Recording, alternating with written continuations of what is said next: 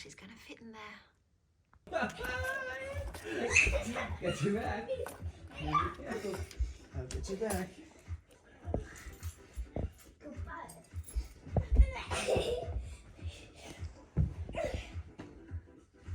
I could be beating you all now. Hello and welcome to a new reading vlog. So this week I'm just reading whatever I feel like. It's a mood reading week once again. I started off by reading Whalefall by Daniel Kraus. I listened to this on audio for an hour and it was just filled with a lot of daddy issues and beef with the dirty Coast Guards. And it got to the point then when they started talking about the COVID pandemic that I thought, yeah, I'm out with this one. It was meant to be about a teenage boy whose father has died and he goes to spread his ashes. They used to deep sea dive together and he ends up getting swallowed by a whale. That was the interesting premise, him being in the whale and needing to survive. However, when I was an hour through and I just was not liking it, I read some reviews and people said the part about being inside the whale is given the least amount of attention, and this is all about, like I said previously, pretty much daddy issues. So it wasn't for me. I wasn't enjoying the writing style either or the character, so there's nothing about it that was keeping me invested, so I did DNF that one. It was definitely feeling a bit YA as well. I'm not sure if it is YA, maybe it is. No, it's adult. Wasn't feeling very adult. I think the main character was only like 18 or 19, so they were very young. Oh, there's Blue in the background. And then I picked up It Lasts Forever and Then It's Over. I don't feel like this cover does anything for the book. The one with the crow is definitely better than this one. But okay, this was a very weird book. This is by Anne de Marken, winner of the Nobel Prize. I didn't realize it was actually about a zombie. It talks about the heroine who's voraciously alive in the afterlife. Yeah, she's a zombie. She's a zombie. So there were some shocking scenes of violence in this, just casually, quietly thrown in there. The prose, I will read a little bit too so you understand how it's written. I carved out a space for the crow, inside, up under my ribs. I wrapped it in a sleeve of the red shirt and put it up in there. Little red mummy. I have a crow inside me and no one can know. I can feel it all the time. It is like the entire night sky and all the stars and every beautiful sound you can imagine. It is like being too excited to sleep. It is like being 12 years old and stripping off my clothes outside in the rain. Savage. Girl. Suddenly awake to the deviance available in every ordinary moment. The possibilities of my current situation had not occurred to me before now. The freedom. There is a crow in my chest. So this was, I liked it. I've given it 4 stars. It is weird. It is odd. The prose is very sort of dream-like stream of consciousness in this woman's head who's now a zombie, and she's realizing what that means. Like she, for instance, can get a dead crow and put it inside her chest and carry it around. And there's a lot of also grappling with the hunger, but mostly this is a tale of lost love. She remembers that she loved someone. She doesn't remember their name, and she ends up going on a quest to try to find them. It's sad. It's a sad, I'm going to say kind of bleak novel. This is not a happy time novel, but I enjoyed going along with it wherever she went and the things that she came across and the odd little thoughts that went in her head. Yeah, I enjoyed it. It's odd though. It is odd, but it's itty bitty. And the ending, I'm like, why? What is happening?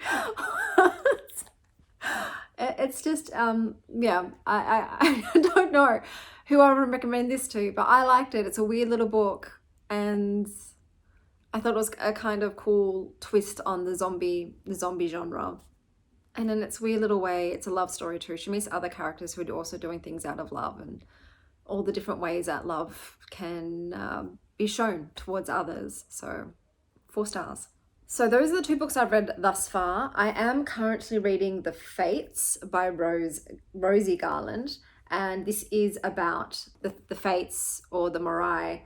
And in this instance, they are also looking at the relationship between Atalanta and her ill-fated lover, Meleager. I don't know how to actually pronounce that. Meleager. Malega. Oh, I might have to Google how to actually pronounce that in Greek. So far, I've only read 7 pages. I am struggling to get into it a little bit. I have thus far not read a single Greek mythology retelling that I've liked in terms of what's been published traditionally. I read quite a few awesome Hades Persephone ones on Wattpad, some ones that I really feel like should have been turned into novels, and I wish I had saved them and printed them out. But we'll see how we go with this one. I do like the Morai in general. I don't know anything about the story of Atalanta and her ill-fated lover, so that's a mythology that I'm not familiar with, so that's fun. We'll see how we go. I'll give it 50 pages before I decide. On my e-reader, I have A Dark and Secret Magic by Wallace Kinney. So this is an arc by NetGalley. It's due to be published in October of this year. I like the cover. It's very cozy magic kind of cover. And I'll read the synopsis. It says, it's a warm spellbinding tale about a witch and the secrets her coven have been keeping from her, with echoes of the classic Hades and Persephone story in the tradition of practical magic and witch of wild things. So that's what got me invested. It seems to be a fantasy romance. At the moment, I've only read a few pages, but I like the writing style thus far. It was giving such autumn vibes. It was very descriptive of the surrounding woods and the main character being a hedge witch and this sort of ominous thing that has just occurred. She's had a broom fall twice and there's this mist rolling in and she's just seen a woman in white coming out of the forest. So it's creepy, it's giving creepy vibes, but so far I'm very into it. So that's what I'll continue to read. Also on the agenda, I have At the Coffeeshop of Curiosities, which is a magical realism book about a woman whose ex-boyfriend just died, and she's sort of dealing with that, and she's applied for a job in a small town. But the twist is that the person that was offering the job actually isn't offering the job. They put up a flyer for one day and then scrunched it up and threw it in the bin, and somehow that scrunched up flyer made it to this other girl. So there's some magic afoot, there's some meddling at play, it seems. At the moment, I'm not loving the dual POVs. I'm not a huge multiple POV person, unless it's a romance book. I do like to then see the other romance leads POV, but otherwise I prefer the one, but we'll see how we go. So far, that's okay as well. It's not really grabbing me, but it's fine. So those are the books on the docket for this week so far. Today I am taking myself out to lunch, and then I am meeting up with my cousin for coffee and cake. And then this evening I have a Mother's Day dinner with my ex-husband's family. So it's a bit of a busy day today, and it's also cold and rainy. I don't like it. I'm okay, I've decided, with cold, as long as I'm dressed appropriately. It's the rain, the wetness, the damp. I don't like the dampness. For me, there's only one place I like to be wet, and it's not walking down the street. So we'll see how I go today. I'm trying to rug up and wear some warmer clothes. This is a very fuzzy, furry, nice thing, and it's pants and leather jackets and boots and all that jazz. But I'll see you guys when I come back.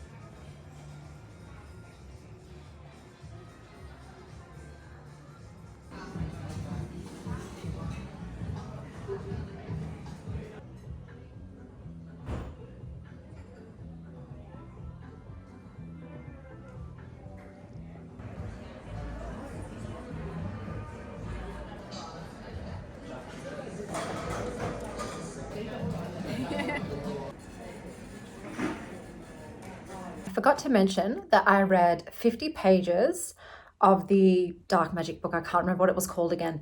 I am loving this. So this is a very cozy, witchy book. You have the main character, whose name is Hecate. She is a hedge witch, but there's a lot of like green witchery, kitchen witchery, and all different types of magic in this. Her cat's name is Merlin, and she named him Merlin because she has an obsession with Arthurian romance novels. There's also seems to be a second chance romance in this with an enemies to lovers kind of twist with this old flame that comes back, and he's part of another coven which sort of practice dark magic and, sort of shunned by her coven. But that woman that she saw coming to her, I won't reveal what the twist is, but there's some stuff going on. Some things are happening very quickly, and there's a bit of a strangeness. And I'm loving it. Like I said, it has a very cozy feel. At the moment, it seems low stakes, but I have a feeling it's not going to be a low stakes book, but I'm enjoying every minute of it. And I have a really good feeling about this one.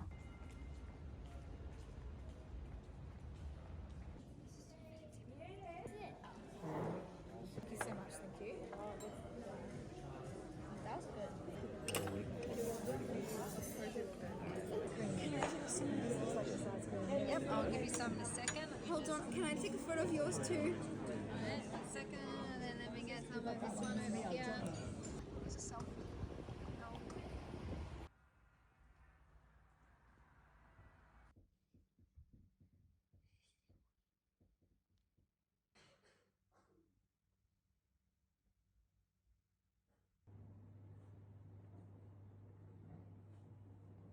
Okay, so I had the dinner last night. It was pretty good. It's got beautiful skyline images. It's got a beautiful vista of the skyline at night. It was a 3-course meal. The food was yum. It's not the best I've had, but it was really, really decent. My tween really loved the fine dining experience, and she said that's something she would like to do again. So I might take my daughters out for a fine dining evening in the future. But we had a lovely Mother's Day with my ex-husband's family, and my sister-in-law gave me a beautiful framed photo of my kids and I, so thank you very much. And my ex-husband paid for both of our kids as a treat to me for Mother's Day, so we didn't have to pay for one each. Today, I am going out to see Cirque du Soleil with my kids and my ex-boyfriend. I've never been before, so it's my first time, and I'm very excited. I've heard just wonderful, wonderful things about this performance, so I'll let you know how it goes. I'm still reading the arc. I'm still enjoying it, so it's giving me 4.5 to 5-star feels thus far. We'll see how that progresses though. But otherwise, that's all the updates, and I'll see you soon.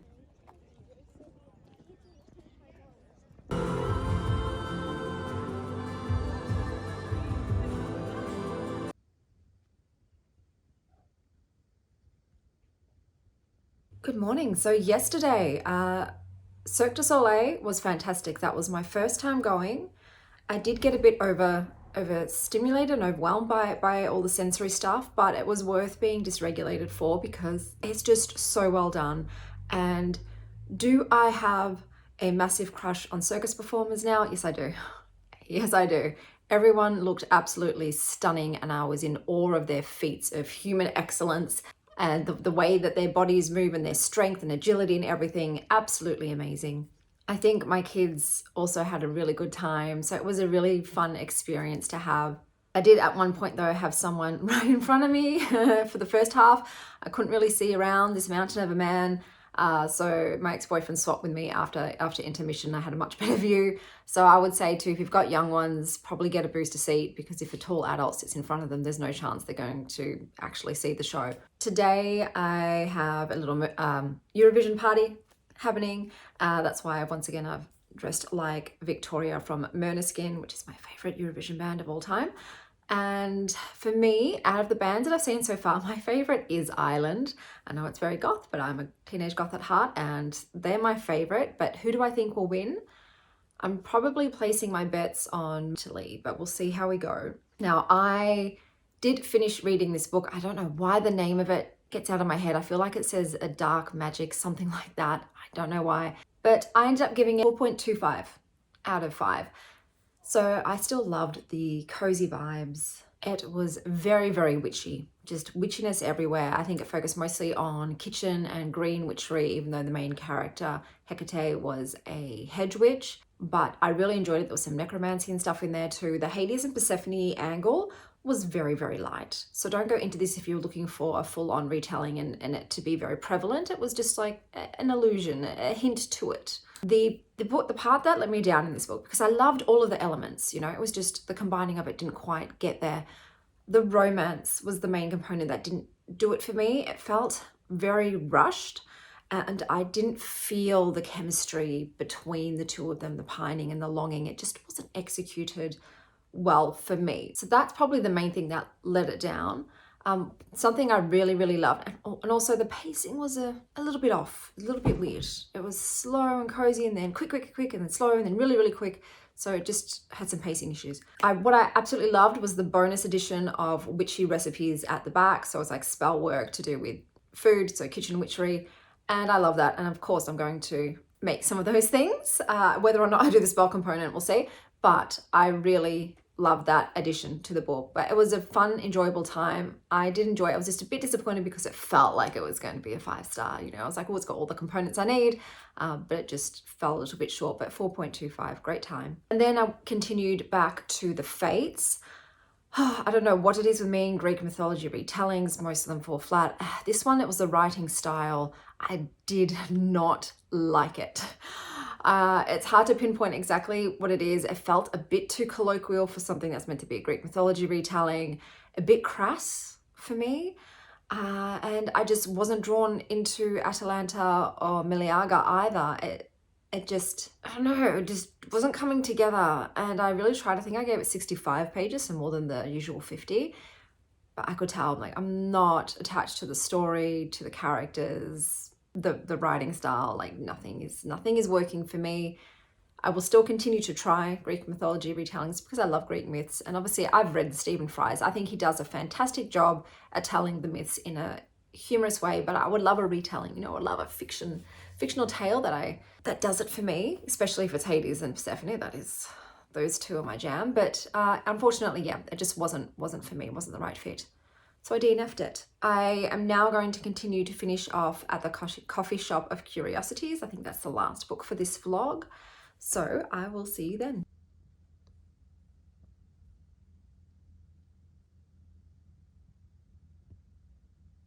Okay, so my top 3 are Ireland, Switzerland and Sweden. So we'll see how I go with my top 3 and who wins.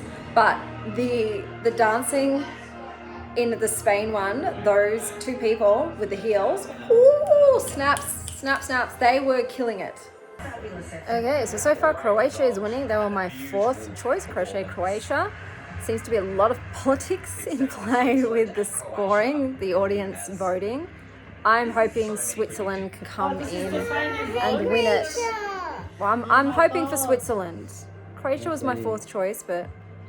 Okay, hurry up! Here we go. Hurry up before Indy tells us. Switzerland. From the public. Come on. You have received... Croatia! Switzerland. Don't say anything, Indy. Don't tell us. 200. Oh, yeah! Woo! Go Switzerland. Yeah, no, they deserved it. Well done, well done.